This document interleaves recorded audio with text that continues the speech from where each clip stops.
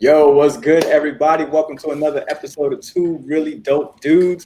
I'm your boy. I didn't put at the new Negro today. I put handle at Jamie Colasar and my guy. What's up, McDonald?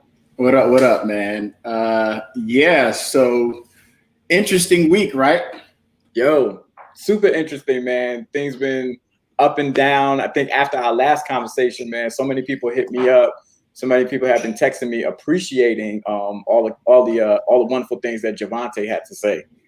Yeah, I think the conversation was pretty insightful. He definitely dropped some jewels that I wasn't aware of, as far as what true reparations could look like, and explaining it in a way that I felt that was more digestible by the average person, right? So it wasn't necessarily confrontational in the sense of what I always thought, reparations would look like. So I definitely have a new appreciation for it. And at least if I were to speak about it, I feel like I'm armed with some information that I can definitely get behind. So for sure, it was a dope conversation. Yeah, man, facts, man. Because I think a lot of people just think about reparations as a check going into black people's bank accounts. Right. The whole idea of relieving African Americans from certain bills or certain things that we are taxed heavily upon. Man, Right. It was dope. But yo, to the those that are watching, we just want to let you know, like, subscribe, share, put something in the comment, because today's conversation is going to be lit. I already know it is, because I'm already on fire just thinking about the conversation and the topic today. So look, let's get right into it. So your favorite rapper, Boosie.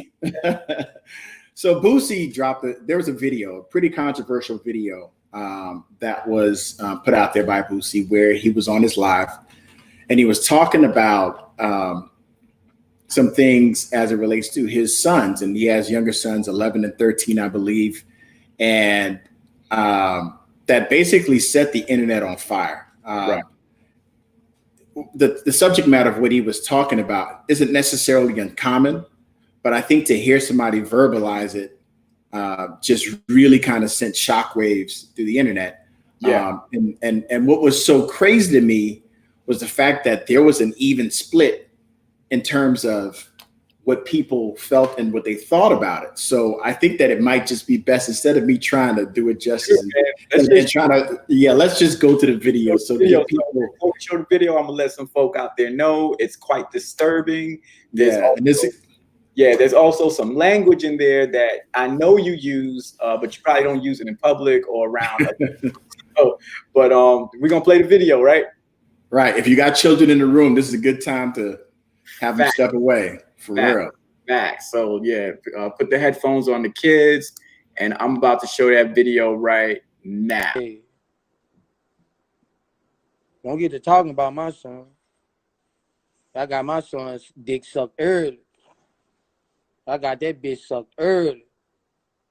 Yeah, all my nephews. Ask any one of my nephews or any one of my nephews or my son who got them they first head. Yeah. I'm just saying, don't you bring your juvenile daughter around here, she might get fucked. Yeah, that's why they got iPhone 11s. They can watch as much porn as they want. Whew. Yeah. So man, look, yeah. Go ahead. We got some guests. We got one reoccurring guest that pops in whenever he got time for us. That's Jordan Houston. So I'm gonna bring Jordan in, and then we'll unpack it, and then we'll bring in our special guest. Is that cool with you? Yeah, let's do it. All right, bring him out. Jordan Houston. Martin. What's going on, y'all? What up? Good. Yo, man. Appreciate y'all having me on the show. For sure. Yeah. So, man, we were just about to get into a little bit about the Boosie video. So, man, what are your thoughts, Jordan? What's going through your brain? Man, first of all, the video was wild, bro. Like absolutely out of this world. But now I just thought it was extremely interesting. I think when I first looked at the video, I try to view it from a very isolated standpoint. But when you actually consider our culture and how our culture is extremely hypersexualized, And not only that, but we actually like sexualize our children as well at a very, very early age. It's not only an issue that's isolated specifically towards Boosie, but I think it's a reflection of our bigger culture here in America. Yeah, absolutely. So look, with every subject that we touch on, you know, obviously we're not the in-house experts, right? We can give opinions and so forth, but I think to bring legitimacy to the conversation and at least bring some balance to it, I think that it does it justice to bring someone that actually works every day in the field that deals with these types of things. And so as in the tradition of Two Really Dope Dudes, you know, we usually have like pretty dynamic guests that have really good, insightful information and points of view tied to the topics that we cover. So today is following in that same vein. And so our guest today is she's actually currently an attorney advisor with Equitas, I believe is the name of the organization, where she travels around the country teaching prosecutors and law enforcement and other allied professionals best practices in handling domestic violence, sexual assault, and human trafficking. And I don't want to get too deep into, you know, her background, because there's so much more that she's done over the past, actually her entire life's career has been dedicated to this. So without further ado, I want to bring out our special guest today, my good friend, Dalia Racine. That's right, Dalia Racine. She's a bring them out. Hey y'all, how's everyone doing? How you doing? I'm alive. So let's not go through the pleasantries. I want to get right into the meat and potatoes, and let's get into it. So Dalia, you had a chance to watch the video. You've heard the commentary that's been out here, that's been going on about it. What were your initial thoughts when you saw that video? Yeah, man, where to start? You know, I think the first thing that struck me was that there's no doubt about the fact that what he said, what he admitted to doing is a crime. No two ways about it. It's a crime. Quite honestly, if we flip the scenario, right, if he was talking about his 12-year-old daughter and bringing in grown men to season her, if you will, right, we will be outraged.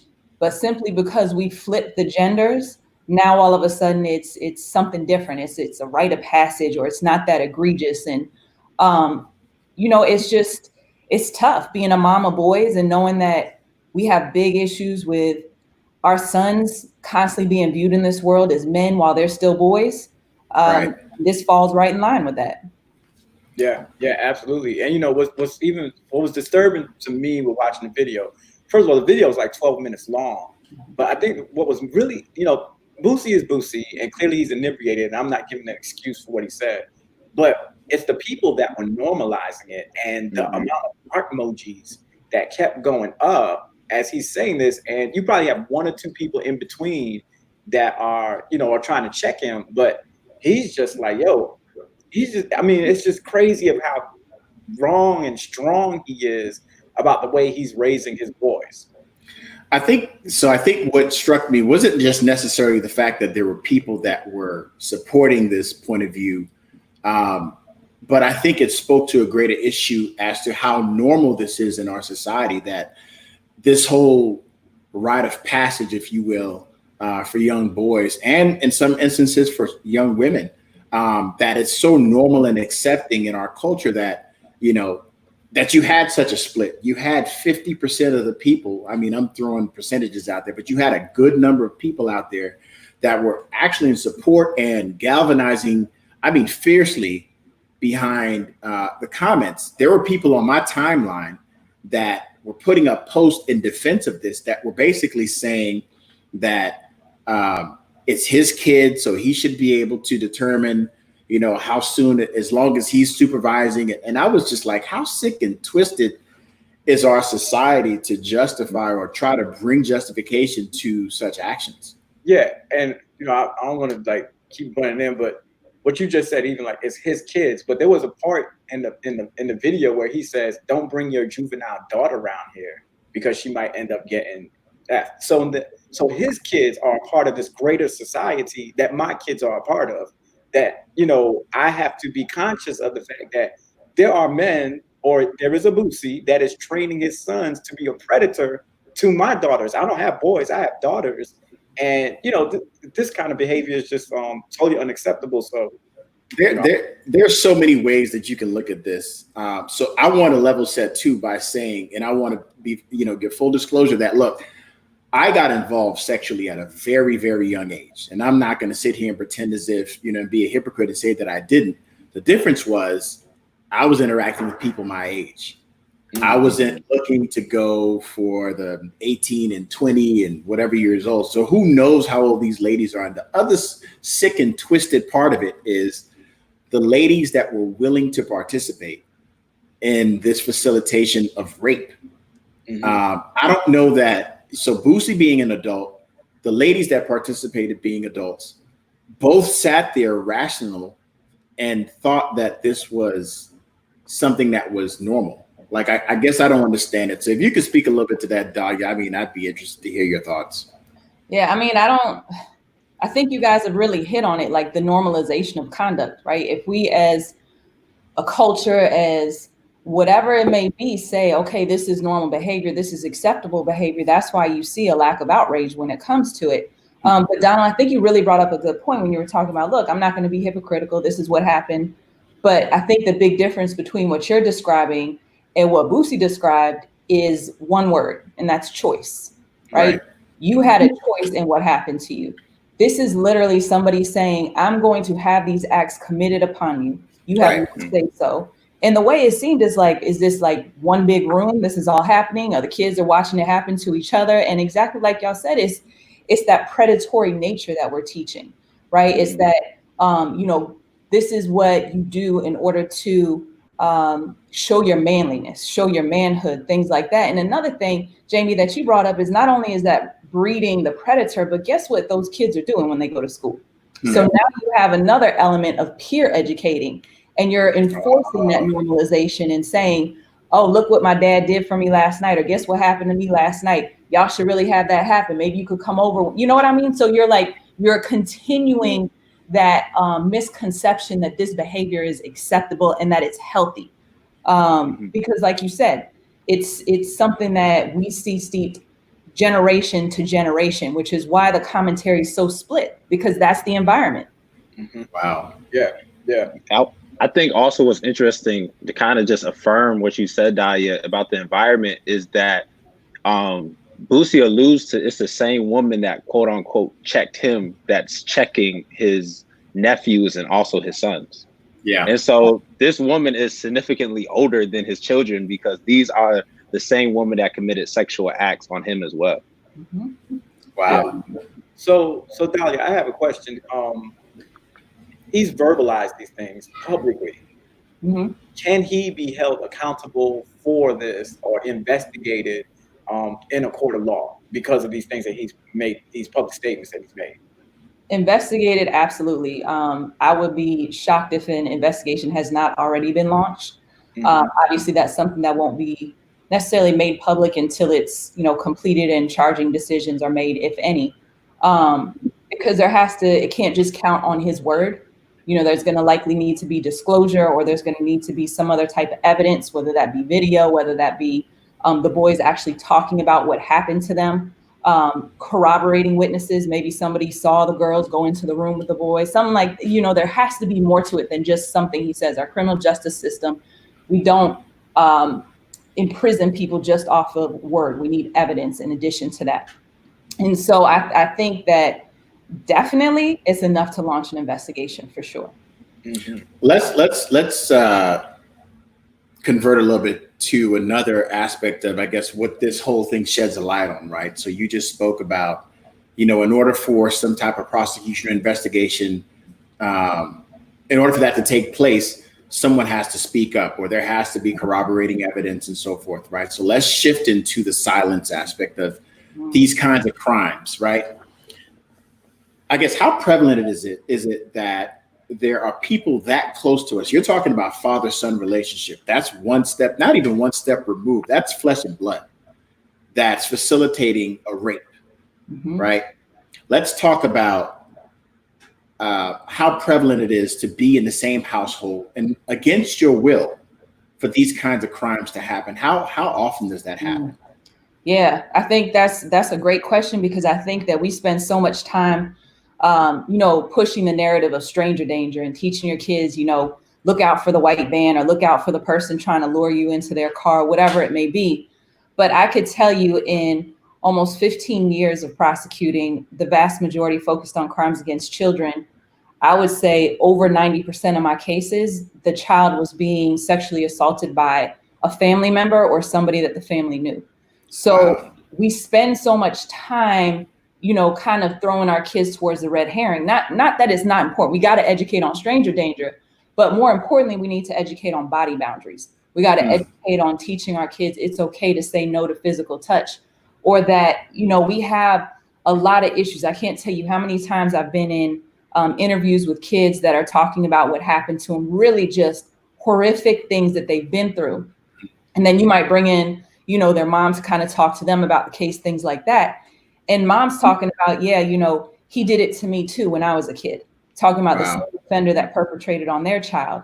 And so you see this multi-generational issues happening, and there's such a cloud of secrecy that's around it. I think generally for sexual assault, but especially for male victims, there's so much shame behind it. And I think part of the reason is because, so we have this misnomer sometimes that of what sexual abuse can look like, right? Sometimes, not to get too graphic, but there's like the Hollywood rape scene, if you will. And you're expecting it to be bloody, gory, like very violent, things like that.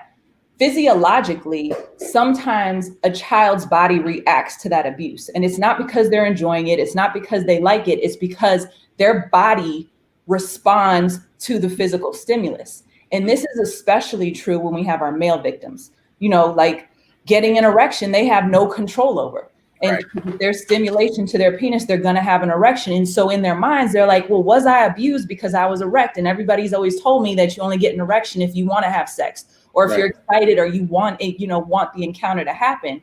So with the male victims, we typically see that extra level of shame because their body might respond to the actual abuse that's happening, despite the fact that they don't want it to happen.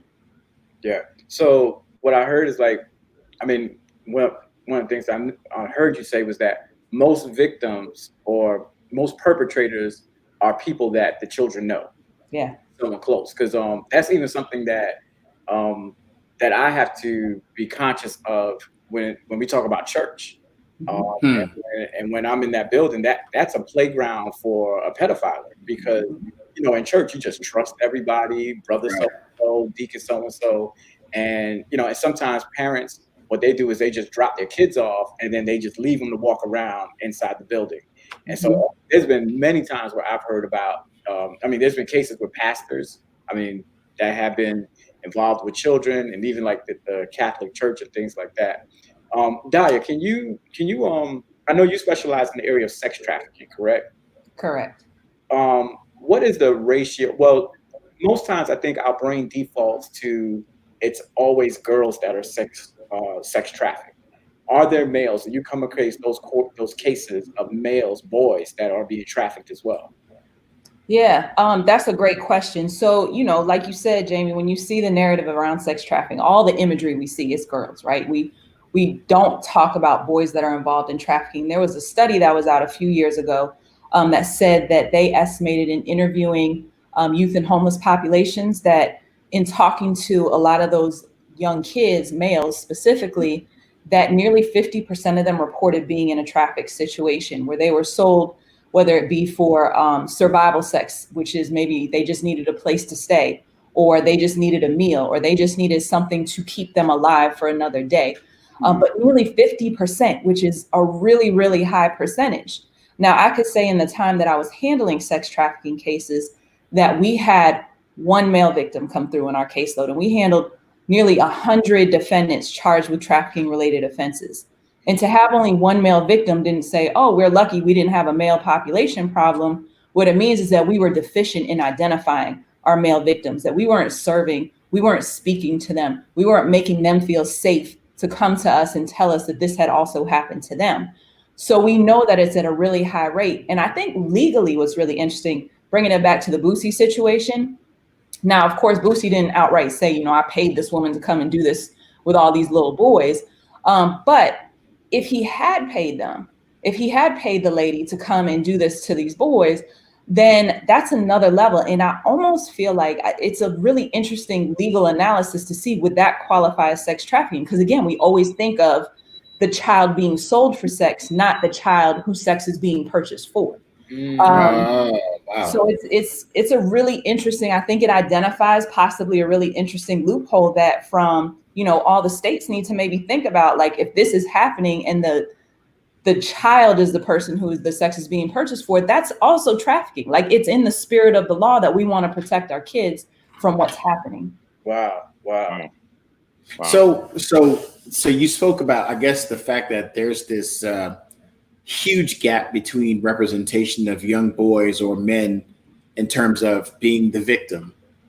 So how do you close that gap? So if society already has a way of silencing men from coming forward, or boys from coming forward, I guess, what do you do?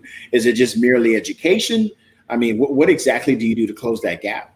Yeah, I mean, that's a really good question. And I don't know that I have all the answers to that, but I think it starts, you know, in our own spheres of influence with the young boys that we may know, whether they be our own children, whether they be, you know, nephews, folks close to us. I just think that it's really important that we start having those conversations that, hey, look, like, this is not okay. You know, so as a sex crimes prosecutor, crimes against children prosecutor, the first thing that I always tell parents is, number one, teach your kids their proper body parts. Because God forbid, if there's ever a disclosure to happen, they need to be able to call the part by what it is.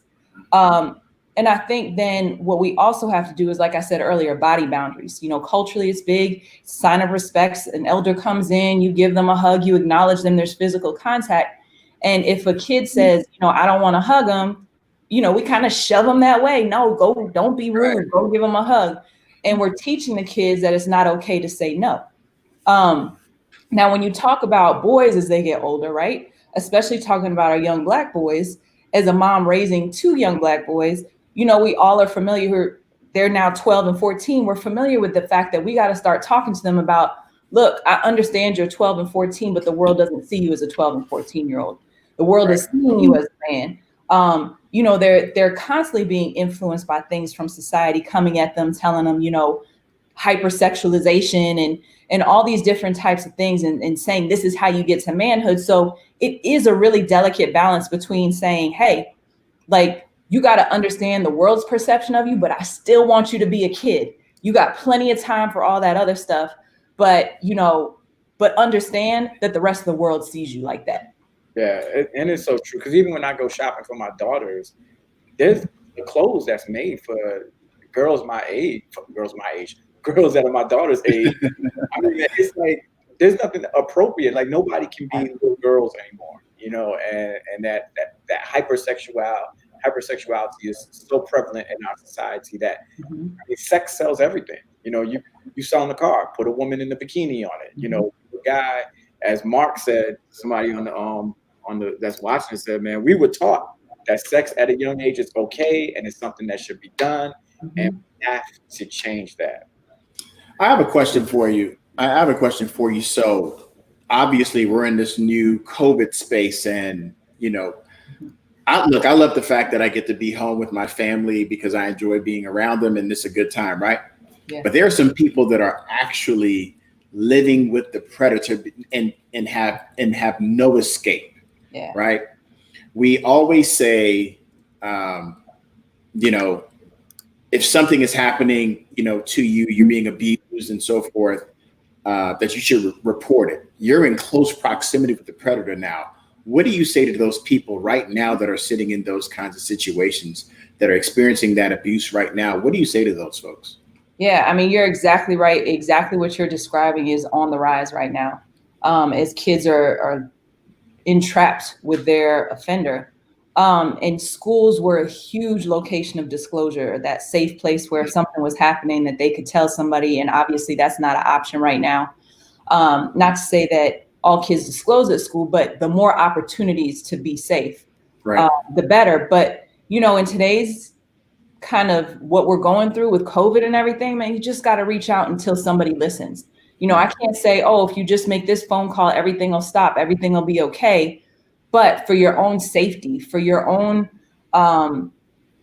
ability to try to protect yourself in the situation that you are literally probably trapped in right now, you just got to keep saying it till somebody listens. You know, if you disclose to a parent and they don't listen to you, go to the auntie, go to the grandma. If they don't listen, go to the friend. Just keep saying it until somebody does something to help you, because unfortunately, the reality is that there are plenty of kids who do disclose, and the people who they disclose to do not do anything. I got a question about disclosure. Have you like found that there's a difference in disclosure between boys and girls, or vice versa, or is it pretty much like the same rate? Yeah, Jordan, that's a good question. So statistically, in the cases that I've seen prosecuting, we do have more female victims than we do male victims. I think there was a study out a while ago that 1 in 4 girls may have been molested or sexually abused before the age of 18, and 1 in 6 boys. So those numbers, they're kind of close, but I would definitely say the vast majority of boys that we see, or kids that we see in sex crimes, are girls. But I think also society has a role to play in that, again, with the imagery. Like, a lot of times the boys don't feel like it was something that was that bad, or they're taught that, you just deal with it, or you're taught that, well, your body reacted, so you must have wanted it. And so you have all those dynamics that do impact the disclosure, but the actual way that disclosure comes out follows a lot of the similar pathways, regardless of the gender. It may be disclosing, like I said, to a parent. It might be somebody at school. What we get a lot of, actually, is peer disclosure. So you're talking to your friend in the classroom, and you're like, man, there's some stuff going on at home, and I don't like it. And over the kind of evolution of that friendship, the little bits come out. And so we've had plenty of cases where it's another student who then goes and discloses to their parent or discloses to a teacher what's going on with the kids that are being victimized. So it's interesting you brought up the school system, right? So just recently, I think maybe over the past 3 weeks, I've seen maybe 2 or 3 cases, right, of either a coach or a teacher or someone in the position of authority in the school system that was accused of having underage sex with a minor. So in both cases, I think the ages were 13.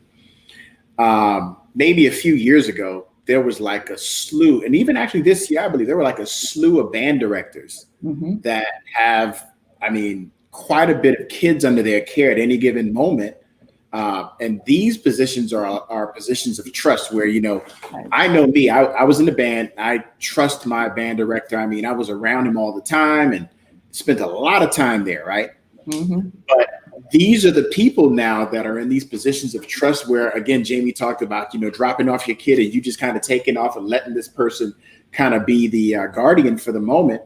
And that's where a lot of the crimes are happening. You hear about these teachers that are having sex with these young boys and so forth and so forth and so forth. Like, what is it about these grownups when there are a plethora of people their age, of the same sex, opposite sex? Whatever you're into, what is it that causes, these adults to think that that's okay? Like, I know that, we say that, this kind of behavior is a mental issue, but what is it? Like, what's the draw? I don't get it. Yeah. So when you're talking about offender typology, what you're talking about is really there's 2 main categories. So there's going to be the opportunistic offender and there's the preferential offender. Right. And so to unpack that a little bit, the opportunistic offender is going to be the person of, okay, well, here I have a chance to get involved with this child. Like, there's just a space for it because I'm in a position of trust, because whatever it may be, the circumstances may be, I then therefore have an opportunity to access this population. The preferential offender is going to be somebody who says, my sexual drive is driven by a 4-year-old. That's what I like. That's what when I envision a sexual relationship, I want a 4-year-old. And so they're always going to go to that specific age group, that specific body type, that specific hair color, that specific whatever it may be. Now, whether you're opportunistic or whether you're preferential, either way, it is a sickness. It is a sickness, and it is a really devastating illness that impacts so many. Now, when you dig a little bit deeper into it, right, when you're talking about, like you said, those dynamics of people and trust and things along those lines. So Donald, for example, those that know that you got a little bit of a shoe addiction, right? So a little bit. Somebody. Wow. No, I'm being nailed to the cross. I'm just saying. Now, if you're somebody that has a shoe addiction, where's somewhere that you might like to go? Right? Like where you're going to go to where the sneakerheads are. You're going to go to where the sneakers are available. Right. So when you start talking about sex offenders, when you start talking about predators, where are they going to go? They're going to go to where there's a whole bunch of kids that they can pick from. Just like somebody who has a healthy desire for something in their lives, like sneakers, if it's not too bad of an addiction, somebody that prefers children is going to embed themselves in a place where they have accessibility to kids. Now, the other layer of that, when you talk about, jury trial, right? You know that sex offenders aren't stupid. They know that there's always a chance their victim might say something. There's always a chance their victim might disclose. And so they're smart about it. So number one, they want to be highly esteemed. So their credibility, their trust level, like you said, Donald, is really high. People, we see a lot of times people that are really highly esteemed in the community, people who are known for taking care of others, people who are known for that person that's, really reliable and accountable and just does a lot to give back to the community. Because what that does is that elevates them in our minds. Now, who do they pick? This could be answered in a lot of ways. There's a lot of different reasons that they pick certain kids. But one of the main driving factors that we see when they're picking kids is they want to look at a kid that lacks credibility. So what's that look like? That looks like the kid that's loudmouth, that cusses out teachers, that has behavior issues, the girl that, gets bullied, or the boy that gets bullied, the one that maybe has a reputation for, breaking windows, something along those lines. Because what they know is if that victim decides to come forward, what are people going to say? You lying. That kid's a troublemaker. We're going to believe him. Do you know all that this offender has done in the community? Right. And what's interesting is that I see that dynamic present even more in the boy cases. And when I tell you that my offenders in my boy cases, they're married, they got kids, they are holding positions of privilege and esteem in the community. And it's exactly what happens when those boys come forward. Him, man, nobody believes him. He smokes weed in the back. Who's going to believe him? He started drinking at 11. Or they know that there's been prior abuse, right?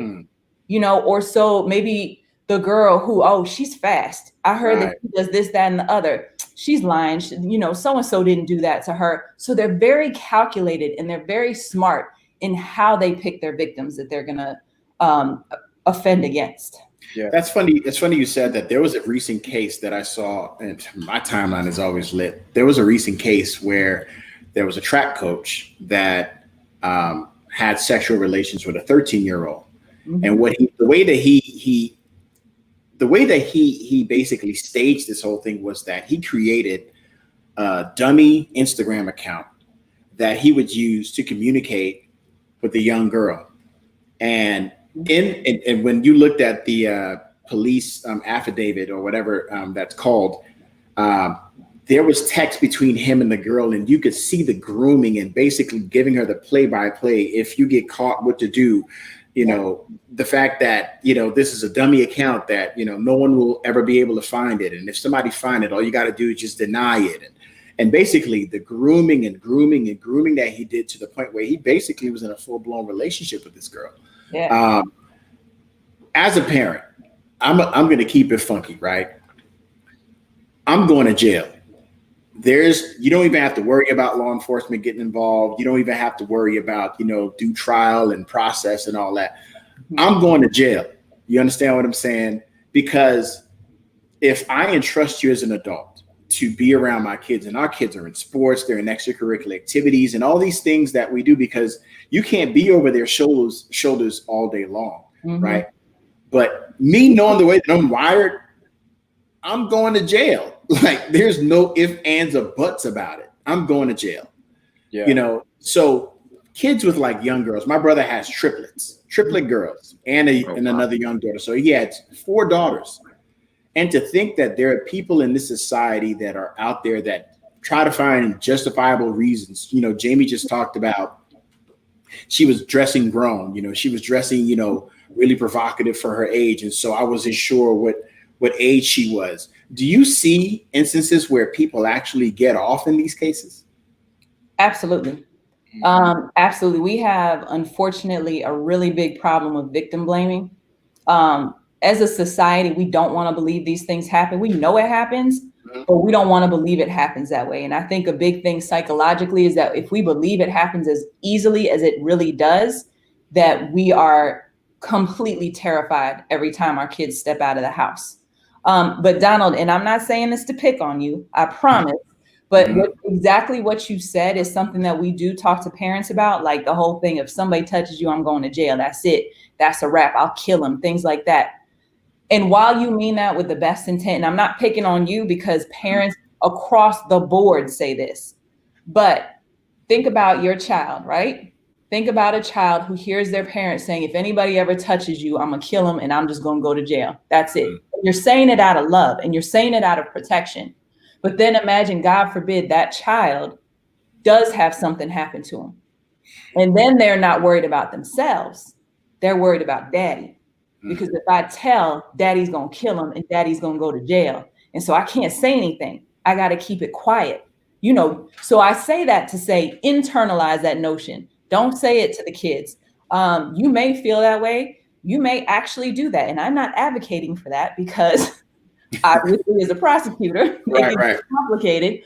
But what I'm saying is that we have to be conscious of what our kids are being fed as far as what our response is. And I think the approach to that is, yes, by all means feel that way, like I said, but the approach to that is to have those conversations with your kids, to be like, listen, we need you to understand that, you know, if anybody ever tells you to keep a secret, there's no such thing as keeping secrets from mommy or daddy. It's not okay. We do the like bathing suit test. If your bathing suit covers it, nobody else should be touching it. Things along those lines, that you're having those conversations and you're creating safe spaces for the conversations to take place. And guess what that means you got to do, parents? You got to talk about sex with your kids. Because guess what? If you're not, guess who is? Your friends. Boosie's kids. That's who's talking to your kids. Like, we got to take control of this narrative. We got to be over it and saying, like, defining what does a healthy relationship look like? Yeah. So when going back to like, do people get off for it? Absolutely, because of those dynamics that I told you about before, because they're picking these kids that have been through so much hell already. And so people are like, that kid, if we think that we don't have throwaway kids in our society, we're fooling ourselves. Right. If we don't think that we have kids that we consider disposable, we are fooling ourselves. Right. And those predators know exactly which kids those are. And that's who they're going to pick on. Right. One other thing I want to say on that, when we're talking about, there's something called an ACE score. ACE stands for Adverse Childhood Experiences.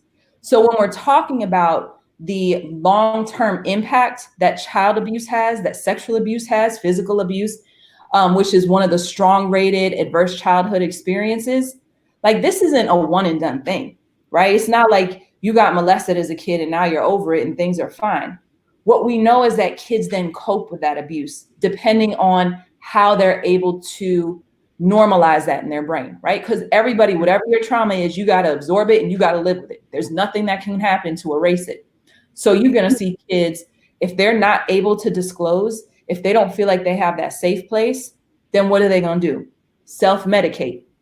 Self-medicate. They're going to get high. They're going to get drunk. They're going to use whatever's in mommy daddy's cabinet to make that feeling of hurt go away.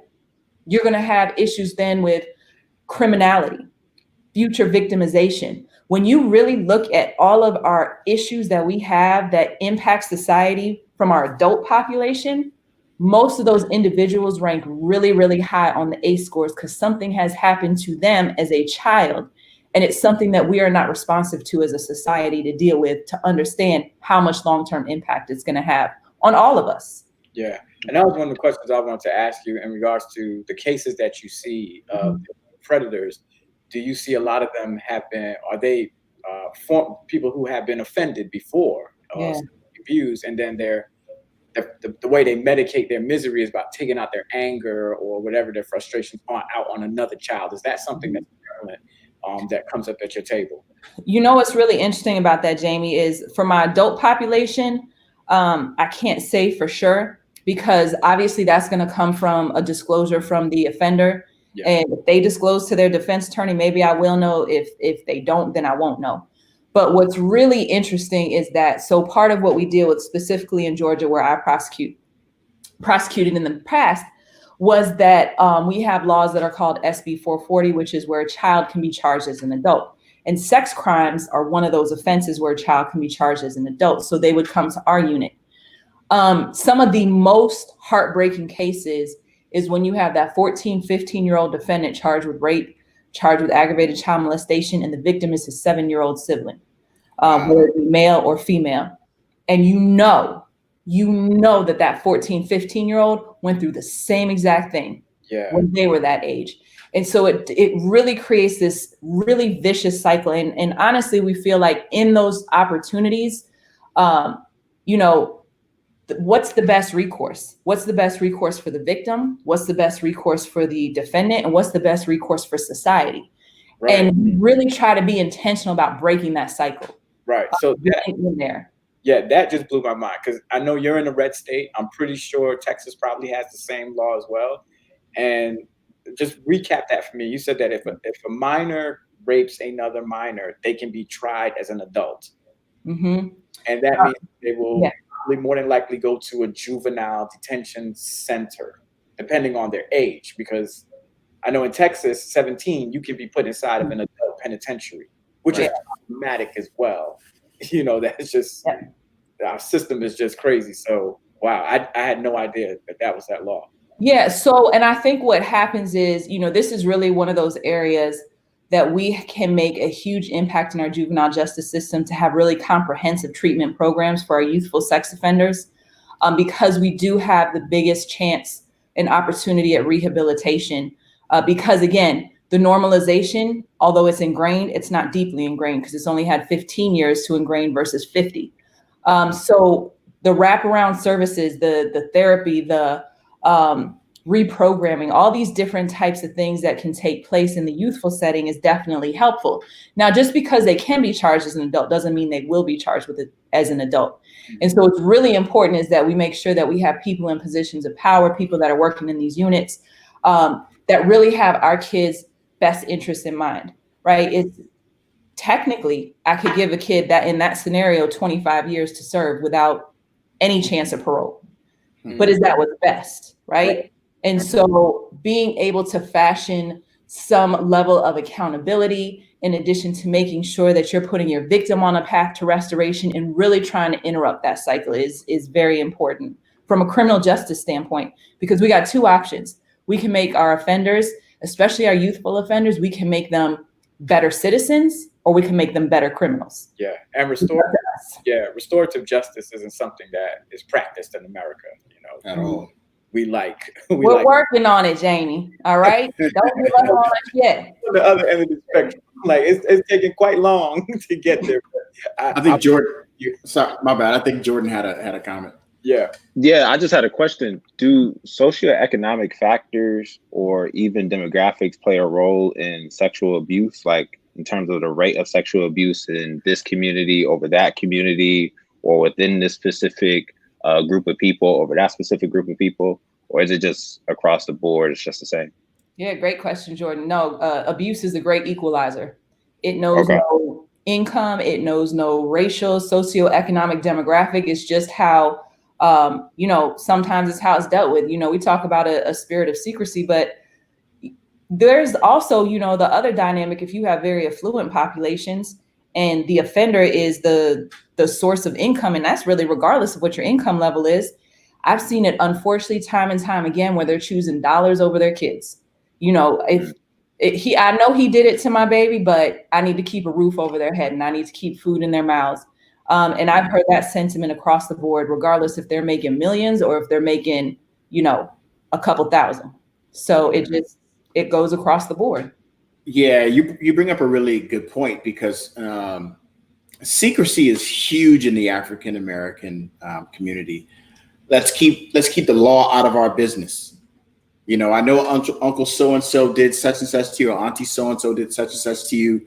You know, or I don't believe you at all, because how could you blame that on my boyfriend? You know, so mommy is dating some new random guy, and he's in the house with these young girls, and young girl then comes to mommy and say, hey, such and such touched me or did such and such to me. And mommy is like, she's taking the guy's position over the daughter. You know, like, how do you even infiltrate that cycle, that thinking? How do you even? And then there's the other one. It happened to me. I got through it. So, you know, right. Get over it. Yeah, I mean, sometimes, again, that normalization factor of like, this is just what we go through. This is just talk about rites of passage. You know, this is what happens to us. And so to break through that, you know, it's been a lot of different ways. And I've got to, you know, say that for the most part, for the non-offending parents that have been victims of abuse themselves, they actually really beat themselves up over it a lot, even if it's the same offender. You know, there's a perception and illusion that, and this is getting really deep into the kind of the psychology of victimization when it comes to this. But, and I say this term, and I know it may seem shocking to hear it in this context, but they feel special. They feel special that the abuse is happening to them. And by special, I don't mean like positive special, but unique. Like, this is only happening to me. He only picks me because, and again, the self-blame comes in, because I do X, Y, and Z, because, you know, I wore purple, or because I walked too close to him, or because whatever it is that self-blame may be. And so that perception of uniqueness is sometimes what prevents the protection of their child, because they believe that it stopped with them. When the abuse stopped with them, he's not going to abuse anybody else, because, or she's not going to abuse anybody else, because that was a me thing. That's not a them thing. It's a me thing as a victim. And so a lot of times when I see those parents come in, they're very contrite. They're very upset. They're very like, I thought I never wanted this to happen to them. I've already been through it. So that's what I see more of than the, like, you just got to deal with it. Now, in my trafficking world, it can be a little different. We do see multi-generational trafficking. You know, the kind of the playbook, the 101, your victim gets sexually abused as a child. Mom chooses offender over child. Child then is trying to get out of that household. That then gives the opportunity for your exploiter to come in and start pimping that child out. And then you have this consistent thing of then the mom looks at the child and says, you're stupid. Oh, I'm sorry, I missed a step. And so then child starts acting out sexually because of the abuse by boyfriend. And then mom says, you're stupid for giving it away for free. Go make some money off of it. Don't ever give it away for free. And then that's how they get into the exploitation. So we see a lot of that generationally happening. So yeah, it's very complicated dynamics to all of it. So I have go ahead, Jamie. Go ahead. A little bit off, so go ahead. It's more. No, this was going way left. I actually sat on a jury, and this is what really kind of brought it home to me, to kind of see how in close proximity these kinds of things can happen. So maybe about 3 or 4 years ago, maybe a little bit longer than that, I sat on a jury on a case, and I was actually selected for this case, and it took maybe about 3 days to convict this guy. So these were folks that were undocumented, aliens living here in Texas, and there was a guy that was a neighbor that the family trusted, to come in and out as he pleased, and they, this was a guy that they were really, really close with, and the girl at the time was 5. when the guy committed these acts, and he did it repeatedly over and over and over. But the family refused to get the law involved because of the being undocumented. So they didn't want to get deported. So they just remained silent. Yeah. And in this particular case, though, someone else reported it because they witnessed it happening and they noticed that the daughter wasn't acting normal. I think this was like an aunt or something like that. And so I just remember having to, the prosecutor, asking the 5-year, I think she was maybe 6 or 7 at the time of the trial. And the prosecutor asking the girl to describe in great detail what happened. And I was actually shocked that a 5-year-old could recall the specifics in great detail, date, time, what she had on, what he had on, what he did. I mean, like everything recalled so much. And what, I don't know if that was due to the trauma that, she just experienced, that it was just locked into her mind, but she was able to go through the whole scenario and paint a picture. And we actually ended up giving that guy life without parole. Yeah. I mean, and that's not unusual at all for a child to be able to recall those details, but there's also no cookie cutter response, right? There's no cookie cutter response to abuse. Some kids may try to block it out, push it out, not think about it, never want to speak about it. Other kids can, remember every single detail and rehearse it every, night before they go to bed. You have some kids that may act out, that may have different behavior changes, and those behavior changes aren't always bad. We've seen kids run the gamut. So like they may go to school and they may not pay attention, and then they start flunking classes, they start missing school. And I also have kids that go in and they start getting straight A's because they have no control over what happens to their bodies, but their schoolwork they have control over. So they latch onto that because that psychologically gives them control back into their lives. And so every kid's going to respond different to their abuse scenario. And there's, that's one of the issues we have as prosecutors, is that sometimes we have this version of what we think victims should respond like when it comes to abuse. And when we have a victim that doesn't act according to that narrative, we're like, well, that's not what I thought it would look like. And the reality is that it looks like anything. It looks like nothing at all. And it looks like the most extreme cases where kids are throwing feces on the wall and doing all sorts of other things. So we can't corner our kids that are going through these really traumatic situations into one response.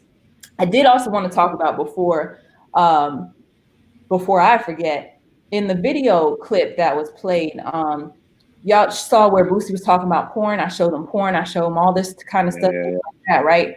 So we know that accessibility to porn is so easy now, right? Like back in the day, it used to be, the Playboy magazine or this or that. Now it's away at your fingertips. Yeah, and instant, no effort at all. And if your child has a device, how easily accessible it is. There's a lot of studies also on the impact of pornography on our kids. There was a study that was done that says that by the age of 11 or 12, most of our kids have been exposed to pornography. And so when we're teaching our kids about sex through the form of pornography, which as a genre has trended to be more violent, has trended to be more rape culture, these other things that come into play with a lot of what's happening within the porn industry, and we're not talking to our kids about healthy sexual relationships, guess who then is defining what a relationship should look like? Right. Guess who is then defining to our sons how to treat women, and to our little girls on how they are to be treated. And so we have to be really conscious of that exposure. Hyperexposure to pornography can impact sexual performance. It can impact, again, defining healthy sexual relationships. There's so much negative connotation with it that young brain that's not even physically fully formed yet can't absorb and can't make sense of, like, as an adult that happens to look at porn can. Right. And from the trafficking standpoint, we know that the higher rates of porn, those men that watch higher rates of porn are more likely to be in our sex buyer population. Yeah. Oh, wow. So my question is, kind of in the same field, but Dahlia, was this something that you always wanted to practice? This area of the law? How did you, did you start in law school with this in mind? What triggered you to go in this route? Yeah. So again, good question. So yeah, for me, the decision was kind of one that found me versus I found it. I think like so many other people across the world, I was a victim of child abuse as a child. And it's almost like, I know that y'all talk about therapy all the time. And sometimes outside of sitting in the therapist's office, sometimes I think we latch on to professions that are therapeutic for us. And so I think the ability to help children was definitely a calling. And I will say the work that crimes against children prosecutors do is not for the meek. I think in any, dealing with sexual assault victims across the board, but especially children, when you have 4 or 5-year-olds and 12, 13-year-olds describing really, really horrific acts that are happening to them, you have to operate in a different level. And, for my kids, for better or for worse, they're always like, man, mommy doesn't let us do anything. We can't go anywhere. And I'm like, look, that's what happens when you get raised by a sex crimes prosecutor. Like, you're not going anywhere. So I actually have one question for you. So with any crime, we always talk about statute of limitations. And in a victim's mind, they may say, like, you know what, this probably happened to me so long ago. So it's kind of pointless for me to bring it up. So let's say the crime happened to this person as a minor. Are there any limitations tied to the statute as far as how long it's legal to actually prosecute a case? Yeah, really good question. So that's going to be dependent on each state. Each state will have their own statute of limitations, and some of them are working proactively to extend when we have a better understanding of trauma, and that disclosure is not something that we can expect to happen in one set amount of time. But what I would say is, even if your disclosure time period has ended, still report. And why do I say that? You're like, well, why report if nothing can happen from it? What we do know is that sexual offenders are not a one and done, right? They're gonna keep perpetrating. And the fact that you're able to come forward and talk about your abuse and have that documented, that can help a child who also discloses, and giving them that corroboration and helping to their credibility that this offender is really somebody that that's dangerous and that this is what they do. Yeah, I thought this was a good question, Dalia. You have time to answer it. Have you seen cases where kids are repeat victims? Absolutely. I've seen where kids are repeat victims. I've seen a case where a child reports that law enforcement's involved, and that the person is on bond, and the mom lets the person back into the house, and the person reoffends on the child. And the mom actually went to jail for that one, because that this guy did this to your child and still had accessibility. We also see that poly-victimization is huge. Again, remember what I talked about? They're going to pick that kid that nobody thinks is, believable. And oftentimes when kids are subjected to a lot of abuse, what happens is then they're going to act out. They're going to have all these other behaviors that lends to lessen their credibility. And that's who those offenders will then go to. And like I said, they're smart. And a lot of them think in a similar way. So we've had victims that are offended on by numerous individuals, numerous perpetrators, 3, 4, same victim, 3, 4 different defendants, and it's the same child, or the repeat offense by the same offender. Absolutely happens. So there's no real way to, I guess, predict who's going to be an offender or not. Is there a profile that you can, or behavior types that you can look at that's kind of predictive of someone kind of fitting the bill? Yeah, so there's no profile, right? Like there's no this is what an offender looks like. What we do know though is I can't remember. I think Donald, you brought up those grooming behaviors, right? Mm-hmm. You want to be aware of those things. Are there people in your kids' lives that are testing secrecy? And you might be like, well, how do I know that? You talk to your kids. You talk to your kids about testing secrecy. Like I said, we don't keep secrets from mommy and daddy. If somebody is trying to keep secrets from mommy and daddy, that's somebody that doesn't mean you any good. And you tell us immediately, and we'll take care of that. I actually had a situation with a teacher that pseudo tested secrecy with one of my kids, and I, immediately put a stop to it, because that was a huge red flag. You don't ask my kid if he's going to keep a secret, and then the other grooming behaviors. We all know that it's really great for kids to have mentors in their lives, people who are going to feed into them, things like that. And so I say this with the understanding that there are really people out there that mean well, but there's also people who use those positions to get access to kids. And I'm not saying mentors specifically, but those behaviors of let me buy you things. Let me treat you to these different events or maybe different environments that you haven't been around. And again, elevating themselves in the community by saying, look at what a great job I'm doing to help this kid along, when really it's part of the grooming process. Yeah. Jordaan, did you have a question? Yeah, I was thinking, I got a lot of questions. My mind is racing. This is really good.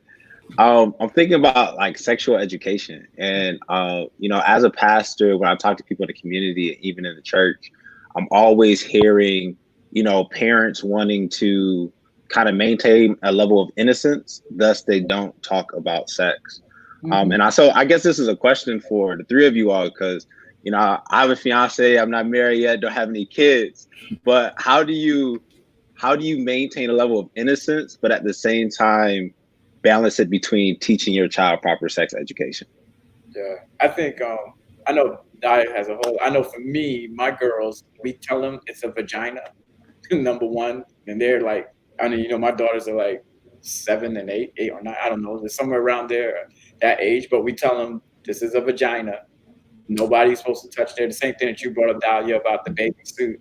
They know those things, so we start them. I know as a parent, my wife's a teacher, so we start them off with those things. Men have a penis, girls have vaginas. So we don't like come up with toy names for it, you know, in a sense, like this is my whatever, because we want them to know what their body parts are. But I'm sure, Dahlia, you have some more expertise in that area. Yeah, I mean, I think that's definitely important, number one. And then I also think that when we're talking about, I always have the philosophy that if your kids are able to mentally form the question, that they're able to receive an answer. So, you know, how many of us are like, oh, when that question comes up, where do babies come from, right? Because they're like 5, 6, and you're like, are we really about to do this? And they're from Pluto. So luckily, my husband has me, so he always would be like, go ask your mom. So, you know, and I told him, we had that conversation. This is what happens. This is where babies come from. Now it's age appropriate, right? Like you're not getting into too much of the nuance, but they still deserve an answer. And so as they got older, the question would still come because their brains are developing, right? And so the answer I gave them before, they need more information on. And so that's a huge thing of being open to talking to our kids about it, because so many of us are so scared to talk to our kids about sex. And we think, you know, if I just don't bring it up, if I shelter them, if I don't talk about it, if they don't listen to this song, or if they don't watch this show, then they're protected. But we forget that peer education piece. The peer education piece is huge. Kids are going to hear about it. There's nothing we can do to insulate it. But again, we have the responsibility as parents to control that narrative and to talk about it. We got to talk to our kids about masturbation. We got to talk to our kids about healthy relationships. We got to talk to our kids about what healthy sexual relationships look like. And we have to also show that we are not reprimanding them and punishing them when they come to us with these questions, so that as other questions form, they know it's safe to come to us. I think some of the crazy questions my kids have come to me with, and I'm like, I mean, I made the bed, I got to go lay in it, because some of those questions are off the chain. Let me warn you, but you got to be there.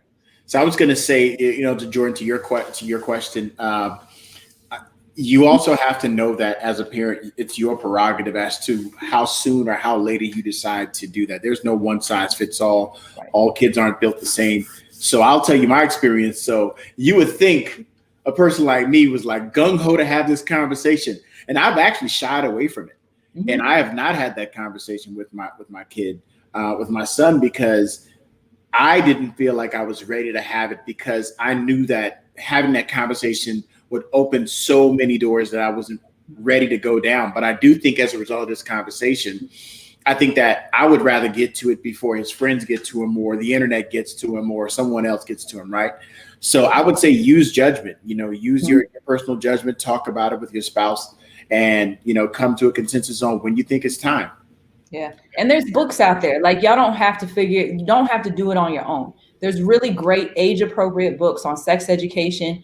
Jordaan, I think you brought up the point about sex ed. You know, we don't have sex ed in schools, in a lot of school systems. Right. We don't really have it in Georgia. What it used to look like maybe when we were growing up, like that component is missing. And we most certainly don't talk about sex education in church. For sure. You know, these are things that we've got to stand in the gap and be like, we got to have this conversation. Right. Yeah. No, and that's facts. Because I personally speaking, I didn't have that talk with my parents. I learned it at school. You know, somebody had Playboy magazines in their backpack, and we all looked at it, and we processed it that way. And it was an unhealthy way of learning it. And you know, I paid the price for it too, you know, not learning the right way how to do it. So yeah, we want your kids to be, you want to be the first one to be able to have that conversation with your kids. Yeah. So look, I think we're approaching the hour. So Dahlia, I wanted to give you an opportunity to just kind of, you know, talk a little bit more about, you know, anything else that you think that we hadn't covered that you think the people will probably appreciate as far as information, resources that you know of. I know that is different from state to state. But are there any, you know, national resources or things that people can look for in their own communities that could potentially help them with this? Yeah, so rain.org with the web address below is a phenomenal resource that you could be able to connect with. There's actually a 24/7 number, and they're connected to a lot of services throughout the country. So they can help.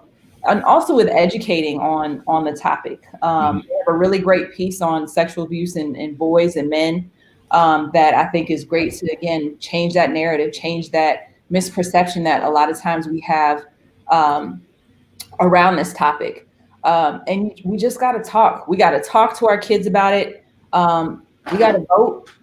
Right. Yeah. We got to make sure that our leadership know that the realities of these issues and are not also feeding into the stereotypes when they're making charging decisions and saying, well, a boy can't be a victim of sexual assault, or, you know, certain girls don't qualify as victims, those types of things. And we got to show up for jury duty.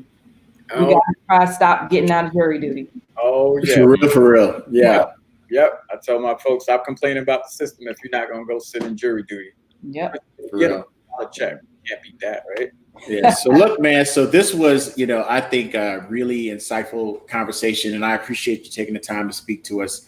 Definitely touching on some things that I think that are taboo, you know, to talk about in our households, and making sure that we're proactive as parents, being vigilant, and also being kind of the first, you know, step as far as our kids as it relates to sex and just education. So we appreciate your time, you know, sharing all the knowledge that you have and your experience and your background, and just bringing some light to this conversation in a way that we couldn't do on our own. So we really appreciate the time. So Jamie, any last thoughts you want to share? I just want to share that you are now an official really dope queen. And so we thank you. All right. Two really dope dudes in a Dahlia. That's right. That's right. And as usual, man, Jordaan, thank you for your input. Thank you. Sure, man. Appreciate y'all having me on the show. This was phenomenal. I learned so much. Thank y'all so much for talking about this. Thank y'all for bringing what's been hidden in the dark to the light. Really, really appreciate it. Yeah, and we know this is not going to be a one and done, so we'll definitely probably have to call on you some more to talk about this very, very important topic that's affecting our community. Yeah, with that being said, this is Two Really Dope Dudes, and we out. Peace.